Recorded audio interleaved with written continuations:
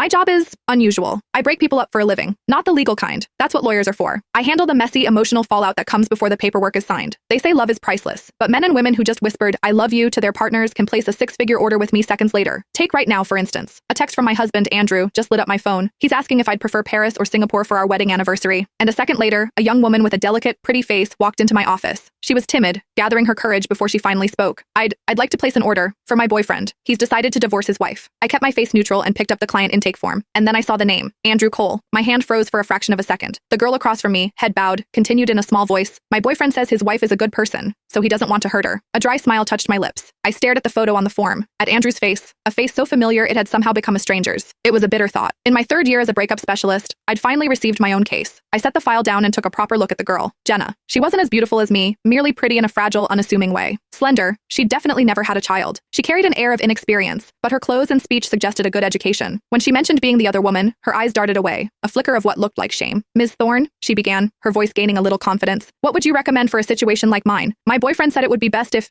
the woman initiated the divorce herself. They've been together a long time, you see. It would be awkward." She bit her lip, offering a shy, almost innocent smile. If I wasn't absolutely certain she didn't recognize me, I would have thought she was mocking me to my face. I stretched my lips into a professional smile. "Ms. Bird," I said, using her last name from the form, "how long have you and he been together?" The question seemed to catch her off guard. "What?" I raised my voice slightly, keeping it steady. "Before I can propose a strategy, I need to understand every detail of your relationship." Understanding dawned on her face. She nodded, her voice as bright and cheerful as a songbird's. But with every word she spoke, another piece of my smile chipped away. "We've been together for 3 years. We met at the hospital." She blushed, a soft pink dusting her cheeks. "His family member was having surgery, something serious, I think. He was so scared, just smoking in the hallway. I was passing by and, well, I said a few words to comfort him." She gave a self-conscious laugh. "We got to talking, and less than a week later, he asked me to be his girlfriend." As I listened to her sweet recollection, a sharp, violent pain lanced through my chest. "Was the day you met today?" I asked, my voice dangerously calm. Her eyes widened in disbelief. "Yes. How did you know?" I managed a faint smile, my eyelashes trembling as I looked down. Of course I knew. Because 3 years ago today, I was at City General, giving birth to my first and only child with Andrew. Doing the math, while he was meeting her in a hospital hallway, I was on an operating table, a difficult labor that turned into an emergency C-section. I had passed out 3 times. The memory, once a testament to my strength, now felt like a dose of slow-acting poison, spreading through my veins. I took a silent, deep breath and forced myself to ask the next question. "Are you aware that he has a child? A daughter? She's 3, just started preschool." "Of course," she said, the timidity on her face replaced by a casual shrug. "What about it? He's already promised me," she continued, "that after the divorce, I'll be her new mom. She's just a little kid, you know? They don't really know the difference. Over time, she'll accept whoever is there. Don't you think so, Ms. Thorne?" My knuckles turned white as I gripped the file. I nodded, my voice betraying nothing. "Yes, you're right. Too bad you'll never get the chance." My agreement seemed to open the floodgates. She leaned forward, eager to share more, to brag. "He even showed me a picture of his wife. She has this long